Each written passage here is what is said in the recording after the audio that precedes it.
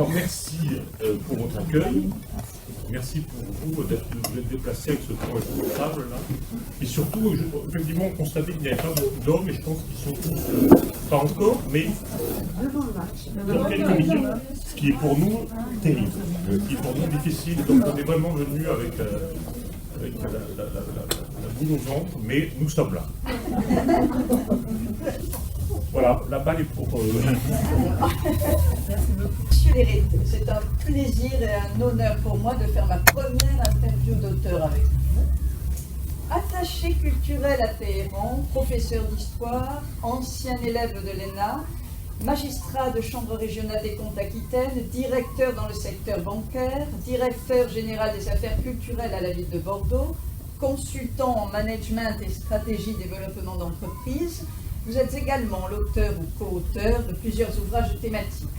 Chronologie thématique des États-Unis, de la Grande-Bretagne, la France en recomposition, Oser la performance autrement, et puis, pas moins thématique, mais sous forme de roman à la fois utile et humoristique, Éléonore et les menus plaisirs, pour lequel nous vous avons déjà accueilli à la médiathèque de la Cano, et maintenant, votre dernier roman, Comme on serait bien à la campagne, qui fait l'objet de notre rencontre aujourd'hui.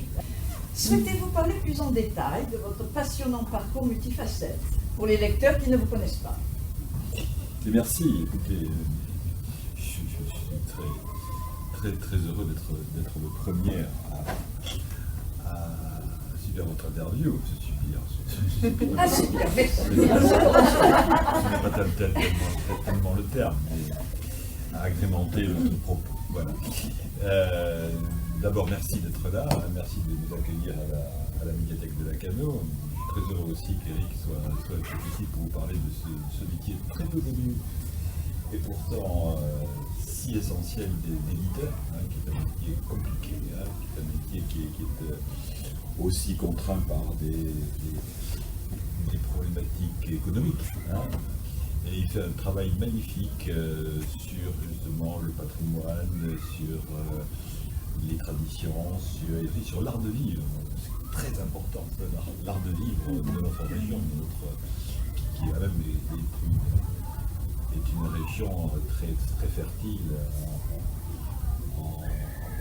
en charmes divers et variés. Et il le fait très bien. Et je suis très heureux de pouvoir publier dans sa maison d'édition parce que c'est au-delà des liens amicaux qui nous unissent. C'est un plaisir d'avoir un éditeur qui est à l'écoute et qui fait un travail, c'est aussi un travail, des idées de grande qualité. Voilà ce que je voulais dire. Et alors pour revenir à votre question, mon parcours, vous savez, non, pas l'enjeu. Moi j'ai toujours été curieux. En fait, j'aime découvrir des champs, des terrains différents.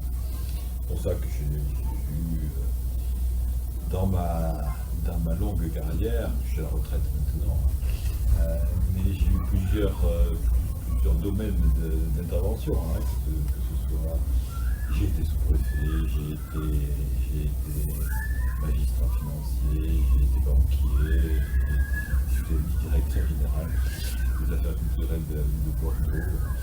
Et puis, bon, ça m'a permis de découvrir beaucoup de choses très différentes. Et c'est ça aussi que l'on retrouve là-dedans, parce que je ne sais pas si vous avez lu le livre, mais il y a beaucoup de vécu là-dedans. C'est vraiment des choses que j'ai vues, que j'ai pu sentir et mesurer.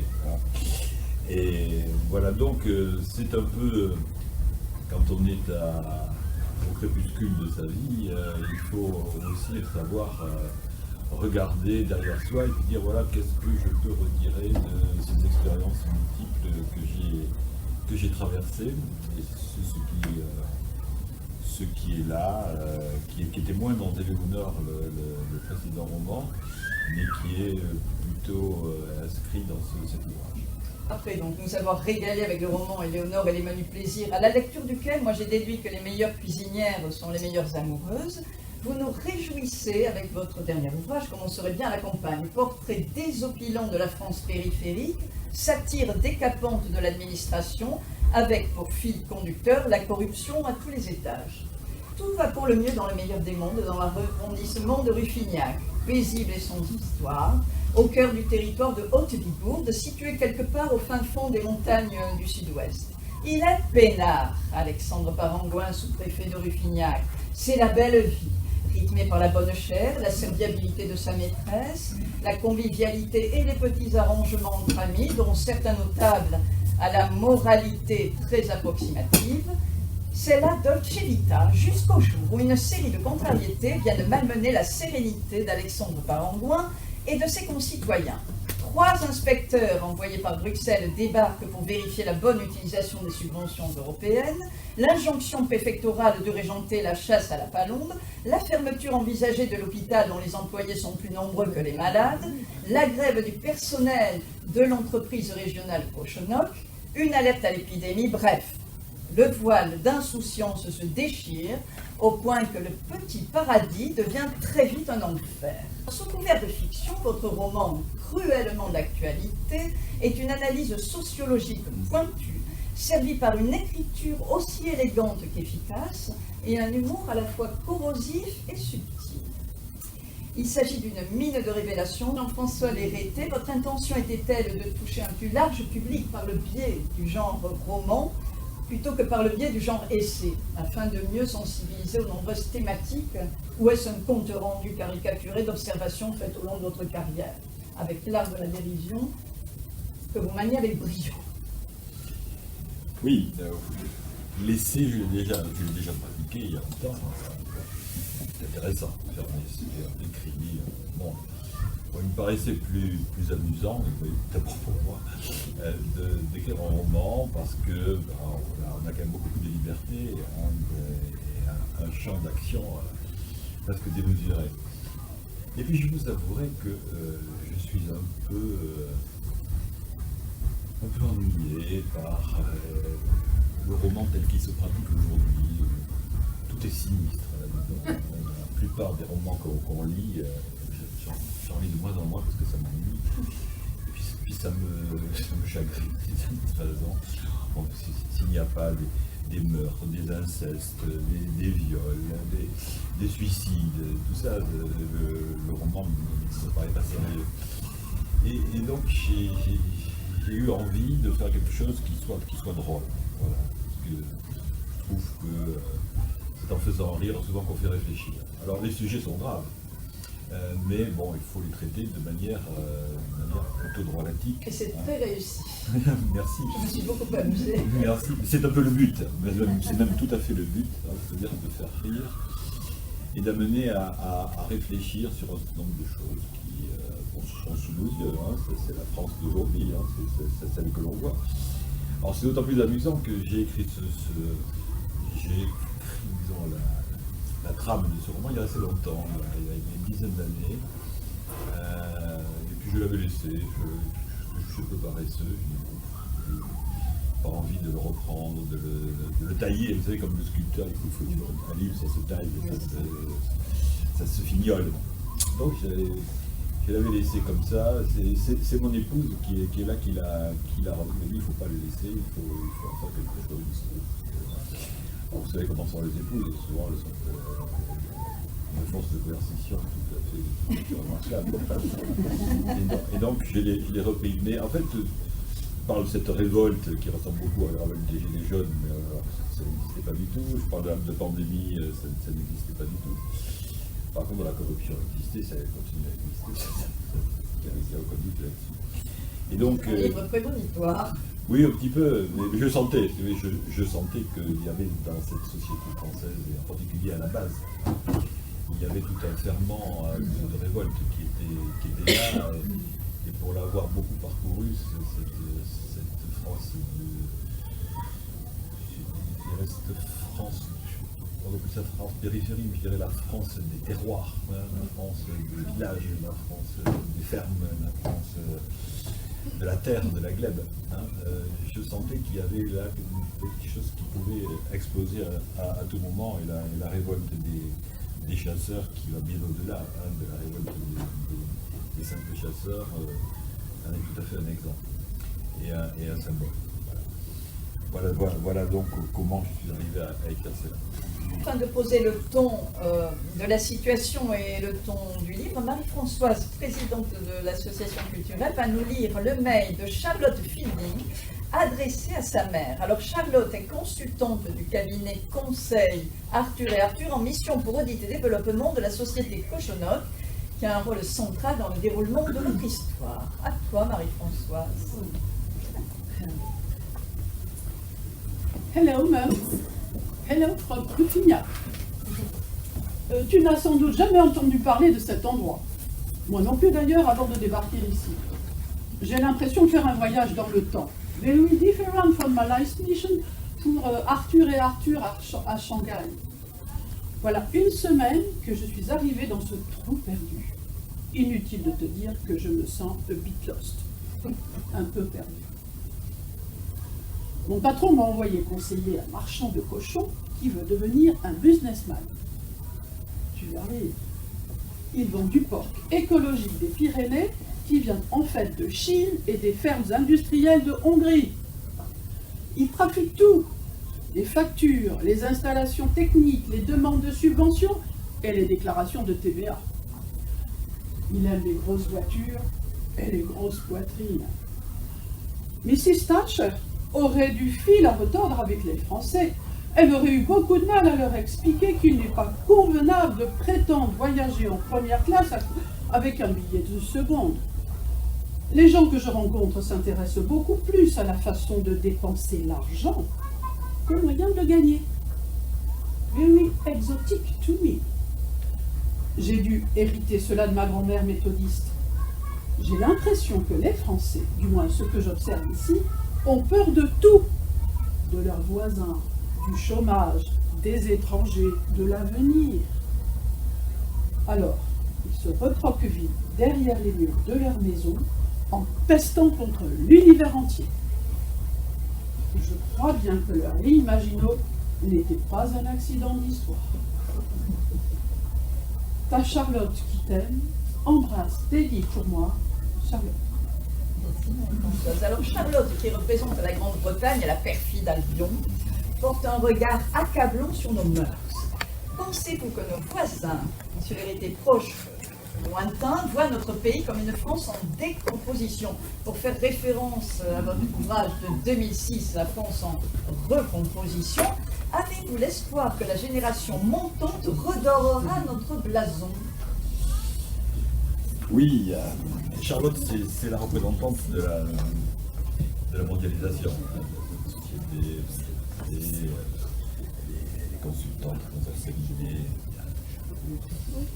bien en place, qui représentent finalement cette nouvelle façon de voir l'économie, la vie, etc. On en voit là pour développer une entreprise, une grosse entreprise qui soit internationale. Donc c'est ça, en fait, ce qu'il y a là-dedans. Alors nos voisins, oui, je crois que d'une manière générale, nos voisins nous regardent avec envie et pitié à la fois. Hein, avec envie, parce qu'ils bon, finalement, on vit dans un monde quand même très, très agréable, hein, dans une société, on n'est pas malheureux, il y a l'art de vivre, on mange bien, on boit bien, on s'amuse bien, c'est vrai.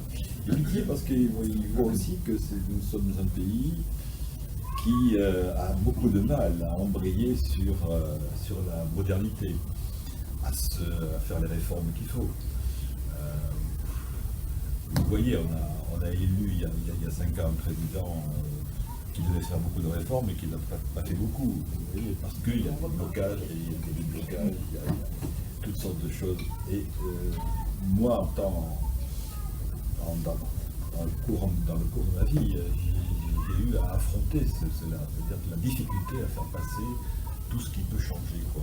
Tout ce qui peut faire bouger. Ouais, on parle toujours du changement, la politique du changement, comment impulser le changement. Alors tout le monde est d'accord, c'est formidable, mais alors dès qu'il faut le mettre en place, c'est beaucoup plus difficile. Vous voyez. Et c'est ça le problème de la France. C'est un pays qui est en fait crispé sur lui-même, hein, qui a beaucoup de mal à accepter les mutations qu'il faut faire, parce qu'il faut en faire des mutations. c'est pas en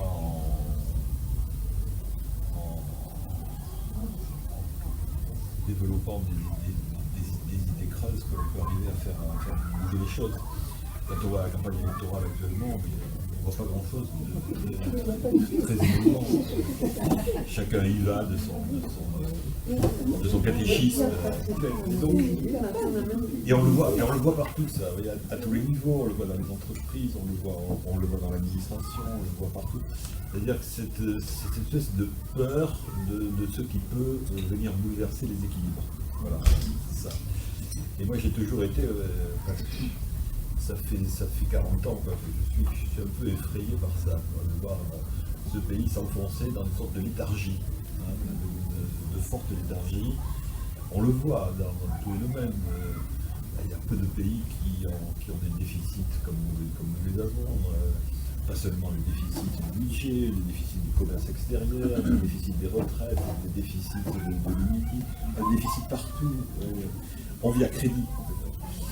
Et tout cela se répercute aussi au niveau local. Donc là on le voit avec le microscope, si vous voulez. Hein. C'est là qu'on voit des gens qui vivent tranquillement. Là, mais si on leur dit qu'il va falloir peut-être modifier vos façons d'être et d'agir, là ça va plus du tout. Plus du tout. C'est très très difficile. Voilà, hein, voilà, donc on peut dire oui, alors comment on nous regarde, je suis avec envie et avec pitié. Voilà.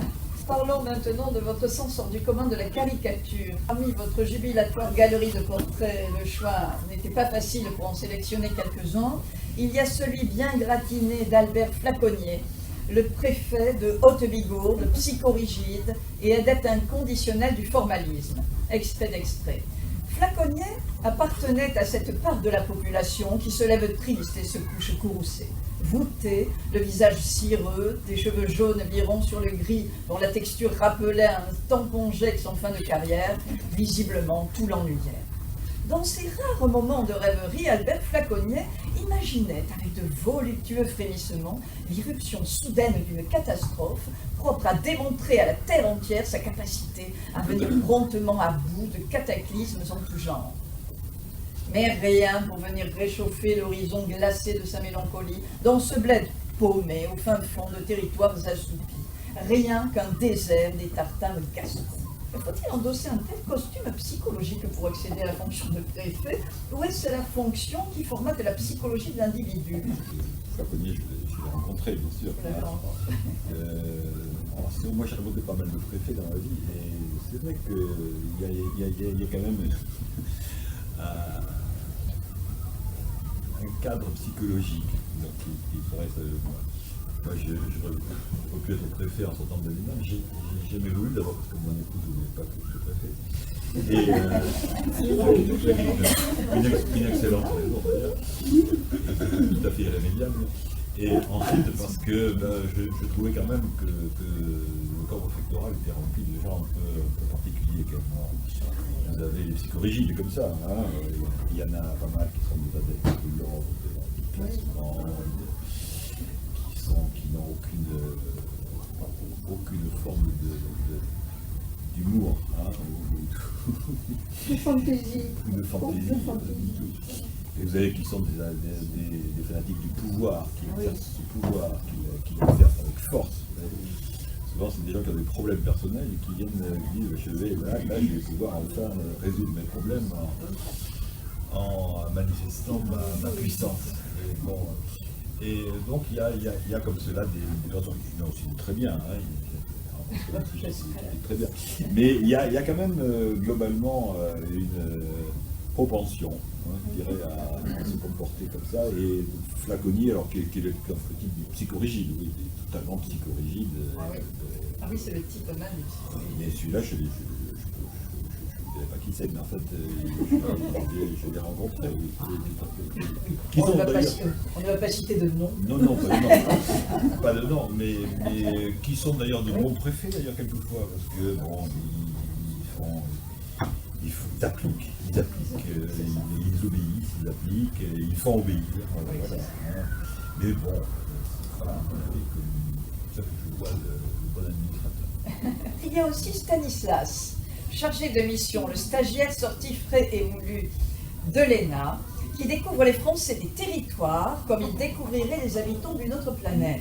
Extrait d'extrait. Stanislas ne doutait pas un instant que le bon peuple se conduit par le bout du nez dès lors que l'on sait le capturer par le creux de l'oreille. Mais il fallait d'abord comprendre ce que cherchaient à exprimer ses interlocuteurs, avec leur accent et les mots étranges qui sortaient dans une certaine confusion de leur bouche, mais tellement éloignés de l'idiome familier à ses oreilles. Alors je ne vais pas citer, mais je vous laisse découvrir par vous-même dans le livre le langage fleuri des territoires. Très drôle. Stanislas se sentait en terre inconnue. Tout cela paraissait si loin de la pratique civilisée, si parfaitement normée de la note sur dossier telle qu'on la pratique rue Saint-Guillaume. Monsieur l'héritier Feu l'ENA, comme je vous en ai déjà parlé, vient d'être fraîchement remplacé par l'ISP, l'Institut de service public. Et je vais faire la petite parenthèse, j'ai remarqué que nous passons du cycle l'ENA, dont le palindrome est Anne, au sigle ISP, homonyme de celui désignant les infirmiers de secteur psychiatrique, qui colle parfaitement à l'atmosphère de votre ouvrage. Mais c'est à quoi qu'ils l'ont fait exprès. S'ils n'ont pas fait exprès, je veux dire, les décideurs, là, c'est extraordinaire. Et alors vient le personnage de Stanislas vous montrer le fossé entre la France d'en haut et celle d'en bas. Pensez-vous que cette école, l'ISP, formera des décideurs et des réformateurs plutôt que des beaux-parleurs? Oui, vous avez raison. Le livre, c'est en fait, il est centré sur cette idée de la très grande difficulté qu'il y a à faire communiquer, je dirais, les gens d'en haut et les gens d'en bas. Cette espèce de fossé qui existe là. Stanislas, qui est à peine caricaturé dans le portrait que j'en fais, c'est tout à fait ça. C'est quelqu'un qui a vécu dans le petit monde de la haute administration parisienne, hors sol, un père conseiller d'État, une mère professeur de Cagne au lycée Henri IV. Voilà, il a vécu là-dedans. Découvrir Ruffignac, c'est vraiment découvrir les Papous, les Bantous. C'est pas tellement différent. Et quand je voyais mes camarades qui partaient comme cela, comme stagiaires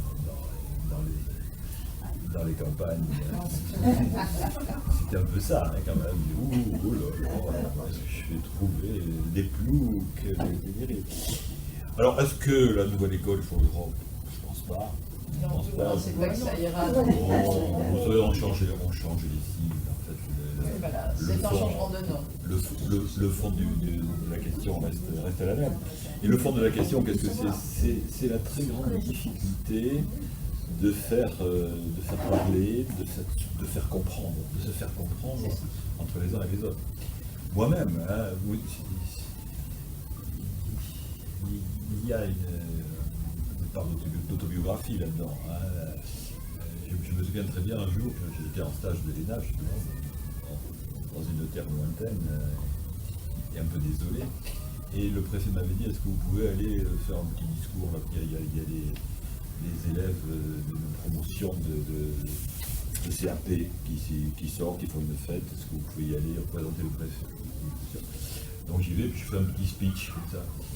Et puis je parlais, et puis devant il y avait une fille qui me regardait et qui se met à crier, à parler tout fort et à crier. Mais on ne comprend rien de ce qu'il dit, celui-là.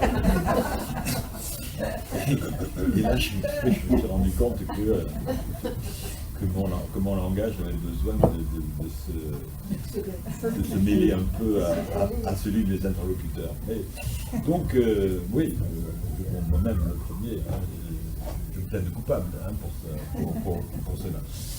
C'est ce qui m'a d'ailleurs amené à écrire après un passage où le pauvre Stanislas fait un discours devant une foule et ça lui réussit très mal. Voilà, donc ça me paraît un des vrais problèmes aussi qu'il y a dans notre société, c'est le problème de communication. C'est-à-dire on ne parle plus. Regardez aujourd'hui le nombre de gens qui ne votent plus. Parce que soit ils ne comprennent pas, soit tout ça, blablabla.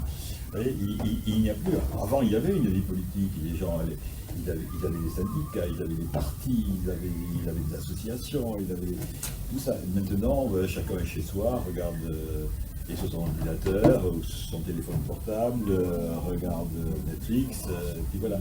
Donc il y a un défaut, un déficit, je crois, hélas, de communication qui rend les gens très individualistes, mais aussi très solitaires. Hein. Quand même, vous avez 40% des Français qui vivent seuls. Hein. Et tout ça, c'est en fait un syndrome de mal, de mauvaise communication, ou d'absence de communication.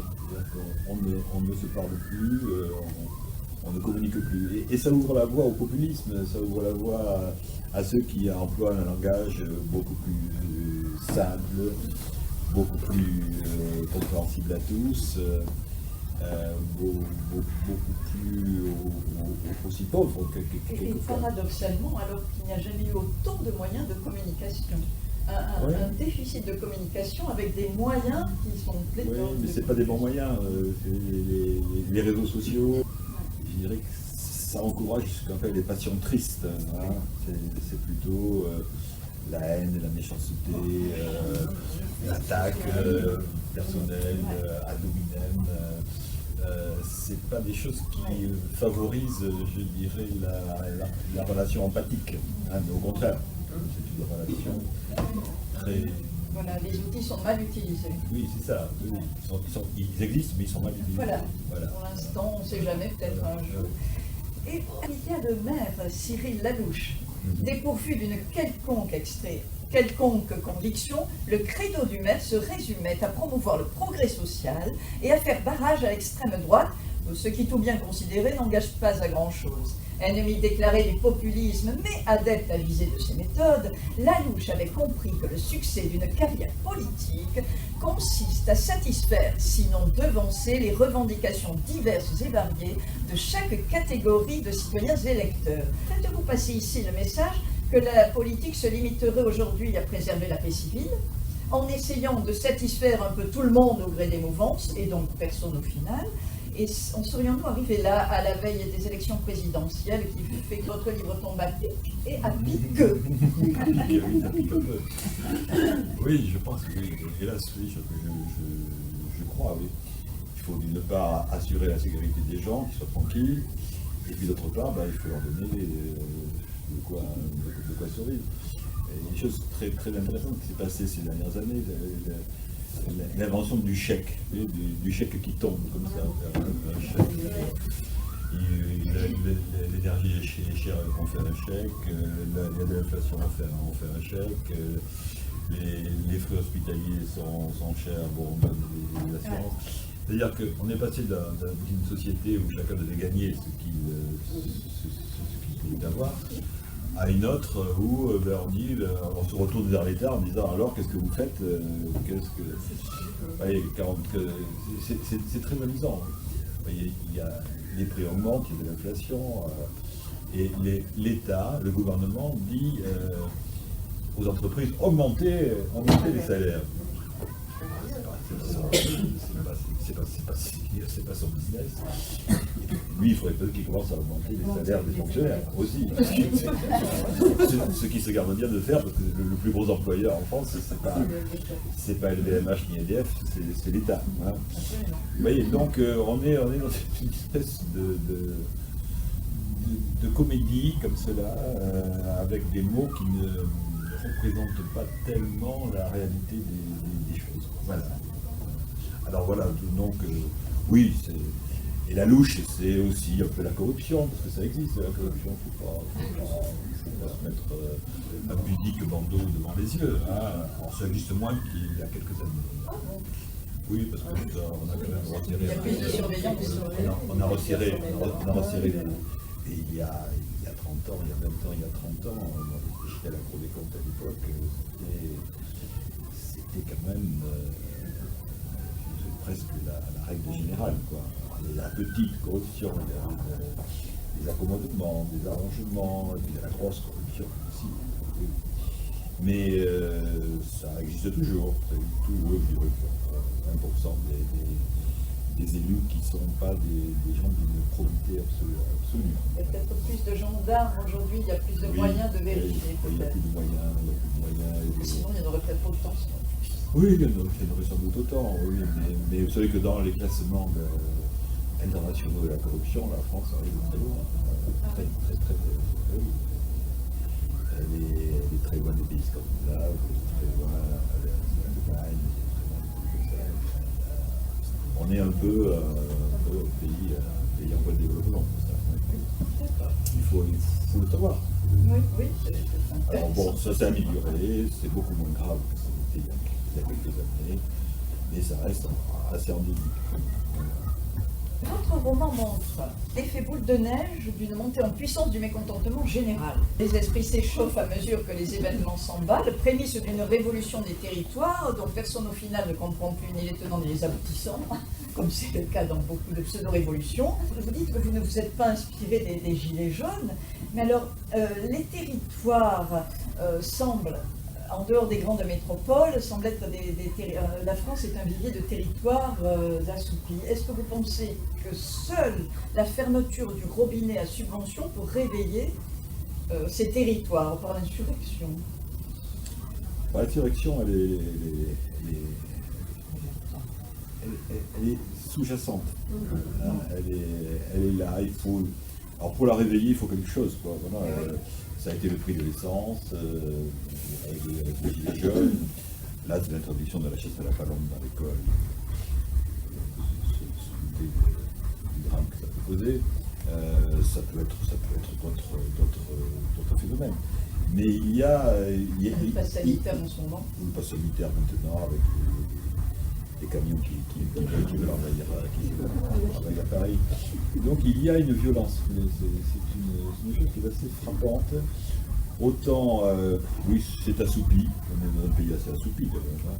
Mais il y a tout d'un coup des éruptions de violence. C'est pas nouveau, hein, ça a toujours existé. Au Moyen-Âge, il y avait ce qu'on appelle les émotions populaires. En 1572 à Bordeaux, tout d'un coup, parce que on avait augmenté les taxes, pareil. Hein. Les Bordelais se sont révoltés, ils ont massacré le représentant du roi, ils l'ont même coupé en morceaux, ils l'ont mis dans le sel, comme les cochons. Non, c'est pas du tout. Les gabelous, c'est-à-dire ceux qui récoltaient les impôts sur le sel, ont été jetés à la Garonne. Enfin bon, ça a été très très très violent. Hein. Donc ça a toujours existé, ce genre de choses, c'est pas nouveau. Hein. Il y a eu même au XIXe siècle, il y a eu encore des révoltes populaires, il y a eu des croquants, des croquants, tout ça, donc il y avait des révoltes violentes. Hein. Et ça reste, alors maintenant le pays a l'air apaisé comme ça, mais il y a, disons, les germes d'une violence qui peut à chaque moment partir et faire des déflagrations. Ouais. Et c'est ça en fait que l'on voit là. Ce qui m'amusait, c'est de partir d'une espèce de vision idyllique, hein, parce que c'est charmant, c'est beau, les paysages sont tranquilles, les gens, ce qui les intéresse surtout, c'est de faire de bons repas entre amis, de boire du bon vin, de s'amuser, voilà. Et puis tout a l'air très bien. Et puis tout d'un coup, on voit peu à peu s'agréger différentes sources de mécontentement qui vont aboutir après à l'explosion. Et c'est ça, en fait, la France d'aujourd'hui, c'est un peu ça. Vous voyez, c'est un pays d'apparence assoupli, mais qui recèle en son sein très profondément les germes d'une profonde révolte. Voilà. C'est ça. Et ce qu'on voit aujourd'hui, c'est ça. Hein. Quand on voit, oui, des gens que rien ne réunit, hein. Je ne savais pas pourquoi ils sont là quelquefois. C'est pour le pass sanitaire, parce que la vie augmente, les autres parce que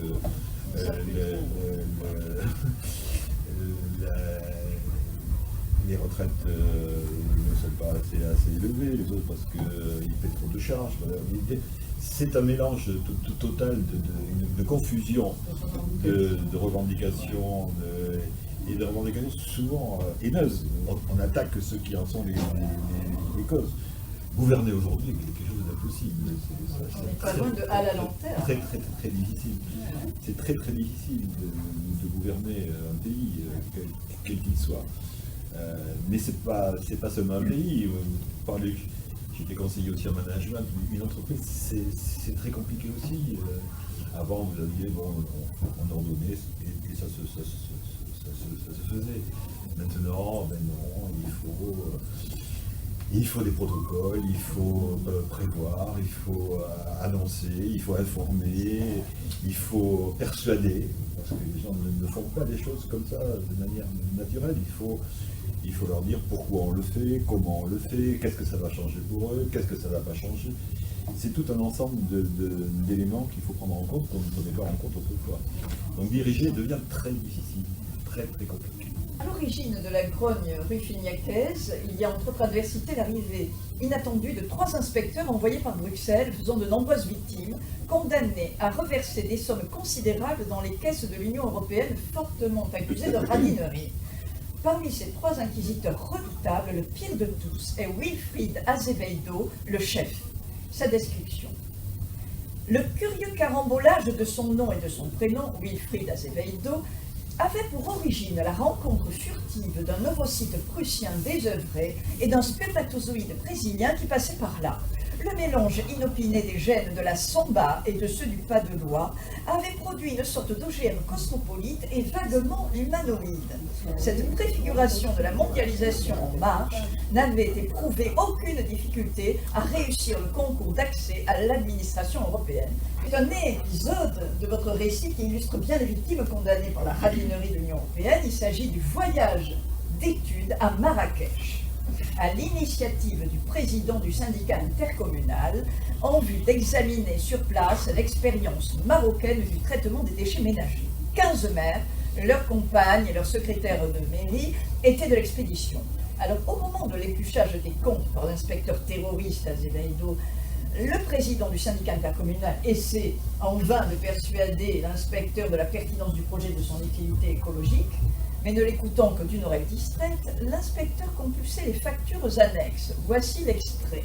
Les factures annexes du petit voyage d'études. Elles concernaient d'innocentes dépenses diverses. 804 bouteilles de vin, 1546 apéritifs, 8 excursions dont 3 à dos de chameau, 3 soirées spéciales dans ceux du ventre, 2 Fantasia, 87 massages sensuels voluptés d'Orient, 4 sorties en nat-club pour toute la troupe et quelques autres honnêtes amusements naturellement associés à tout voyage d'études, sans oublier l'achat de 3 caméscopes, 5 appareils photo numériques professionnels, les abonnements de 19 téléphones portables et quelques déjeuners qui font grimper à 158 937 € et des broutilles à la somme à reverser dans les caisses de l'Union européenne. Vous mettez l'Europe telle qu'elle est amorcée au cœur de votre récit. Est-elle à ce point la vache à lait décrite dans votre livre? Et comment serait-elle, selon vous, perfectible, cette Europe? Oui, l'Europe, c'est aussi la rationalité. Hein. C'est une manière d'imposer des règles strictes, à des gens qui ne sont pas toujours prêts à les comprendre. C'est tout à fait évident. Et ça, ce que vous citez là, je l'ai vu plein de fois. C'est-à-dire que beaucoup de conseils généraux, beaucoup de régions qui organisent. Je me souviens d'un voyage organisé aux îles Marquises, parce que le conseil général allait voir aux îles Marquises. Et il y avait comme ça, alors, on profitait de vente de crédit qu'il y avait pour faire ce type d'amusement, de joyeux amusements. Ouais. Alors là, c'est vrai que l'Europe a beaucoup aidé. Hein. Ce qu'on ne sait pas assez, c'est que quand même l'Europe a subventionné de manière importante beaucoup d'équipements collectifs, des routes, des médiathèques, des écoles, des lycées, des universités. Il y a eu beaucoup d'argent qui a été versé et temps en temps, quand même, l'Europe se préoccupe de savoir comment ça a été utilisé. C'est pour ça qu'il y a un corps d'inspection. Oui. Et qui viennent voir un peu comment ça a été utilisé. Et là, donc, on a un exemple parmi d'autres, qui n'est pas le plus terrible. C'est plutôt sur le mode amusant. Mais c'est quelque chose qui existe et qui nous donne l'occasion justement de le caricaturer un petit peu. Et joliment. Il y a la société Cochonoc dans votre livre.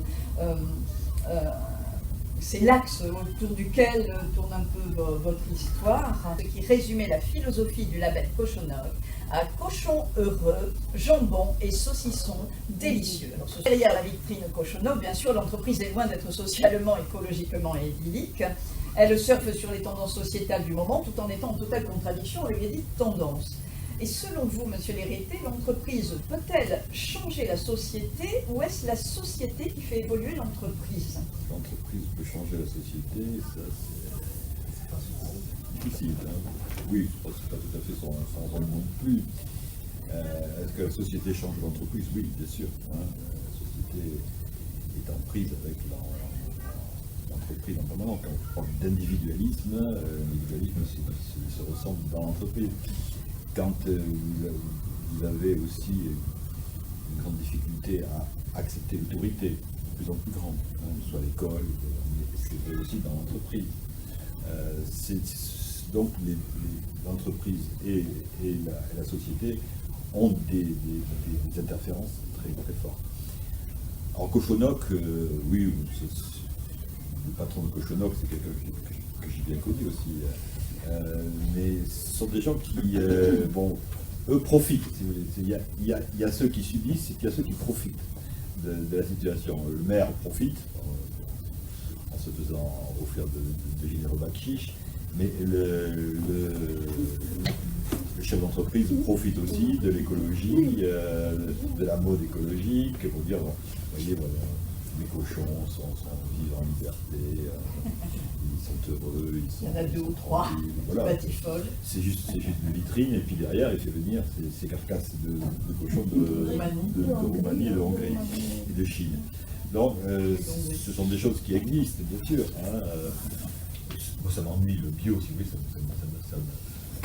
ça génère chez moi une urticaire, quand même, parce que dans 2 cas sur 3, le bio est un faux bio. Maintenant, il faut mettre bio, parce que si on n'est pas bio, on ne vend pas. Et ce n'est pas parce qu'on écrit bio que les choses sont parfaitement biologiques. Donc, tout ça, c'est l'hypocrisie, si vous voulez, qui règne dans notre société, qui m'ennuie un petit peu. Et c'est pour ça que Flag, là, avec sa Bentley, c'est un peu l'exemple type de ces gens qui, en fait, surfent sur les tendances et qui s'en mettent plein les poches. Pour s'en mettre plein les poches, voilà, c'est ça. À l'instar de son papa, qui, lui, a bien profité de la dernière guerre. D'ailleurs, c'est un sujet que vous aimez bien, les résistants de la dernière guerre.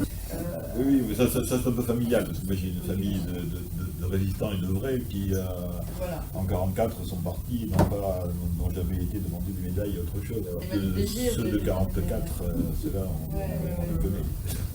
Avant de conclure, je vais lire quand même un extrait sur l'hôpital de Ruffignac, menacé de fermeture. Qualité des soins déplorables, équipement anachronique, infection nosocomiale à tous les étages, surmortalité post-opératoire, 2 accouchements par semaine alors qu'il en faudrait 150 pour justifier un service d'obstétrique, sans parler, pour faire dans l'anecdotique, du type à qui on a amputé par erreur les 2 jambes alors qu'il était entré pour des douleurs cervicales, ni de la pauvre femme dont l'excision d'un furon à la fesse s'est accompagnée incidemment de l'ablation des trompes, des ovaires et de l'utérus. Malheureusement, pas le temps de faire le tour de tous les sujets consignés dans votre livre, et pourtant ils sont passionnants, l'agriculture, les chasseurs, les ronds-points tous les 50 mètres, qui profitent à qui c'est qui. Ça m'a beaucoup plu, parce que chaque fois, notamment quand je suis allée du côté de la Brède, je franchis les ronds-points et que je tourne en rond, je me suis toujours demandé, mais à qui profite ce rond-point pour qu'il y en ait autant. Voilà. Sinon, avez-vous en projet l'écriture d'un autre ouvrage pour notre plus grand plaisir? Pas pour l'instant, non. Pas pour Non, l'instant. pas pour l'instant. Non, j'ai d'autres soucis que je gère. Mais ça viendra peut-être, oui, ça viendra. Mais oui, puis je crois qu'il ne faut pas écrire trop. Je crois qu'il faut être un peu avare de son écriture. Il faut écrire quand on a quelque chose à dire. Voilà. Mais vous en avez des choses à dire. Oui, oui. On pourrait presque prendre chaque sujet et le développer. Oui, c'est vrai, c'est vrai. Mais là, sur l'hôpital, c'est vrai, enfin, l'hôpital, c'est terrible d'ailleurs, parce que d'un côté, avoir un hôpital, c'est formidable pour les gens, c'est commode, ça fait de l'emploi, ça fait marcher la ville. Et en même temps, la plupart de ces hôpitaux, ils ne sont pas aux normes, ils ne sont pas à la hauteur de ce qu'on attend d'eux. Ouais. Et c'est vrai que ce ne sont pas les meilleurs chirurgiens qui font, les bâtiments sont souvent très vétustes, il n'y a pas l'équipement, il n'y a pas ce qui fait un bon hôpital. Ouais. Et ça, c'est de vrais problèmes. Qu'est-ce qu'on doit faire? Est-ce qu'il faut supprimer tous ces petits, ce qu'on fait d'ailleurs? On supprime tous ces petits hôpitaux pour amener vers les CHU. Mais en même temps, bon, ce sont de vraies questions qu'il faut se poser parce que on désertifie les territoires. Quand il n'y a plus rien, quand il n'y a plus de poste, quand il n'y a plus d'école, quand il n'y a plus d'hôpital, et là on en arrive à ça, quoi. C'est-à-dire une misère qui grossit. Hein, et ça pose de vraies questions. Bien, Monsieur Léreté, moi je vous remercie chaleureusement de vous être prêté à ce jeu de l'interview et de nous avoir offert un bon moment de partage. Et cette interview aura peut-être donné matière à réflexion. Merci beaucoup. Merci. Oh, merci, ça nous avait donné envie de C'est un peu le but. Hein. Il faut que ce qui fait la qualité de ce livre, c'est la justesse, c'est-à-dire qu'il est sur une crête tout le temps. Ça pourrait basculer dans le côté grand guignolesque, d'un côté, ça pourrait, et chaque fois et ça, alors pardon pour votre modestie, mais il y a quelques très grands écrivains français je pense à des écrivains français comme ça, mais il y a évidemment partout, mais qui ont réussi ça, et l'un des plus grands pour moi est l'écriture de Jean-François Léreté n'est pas complètement étrangère à cet auteur-là, qui est Flaubert.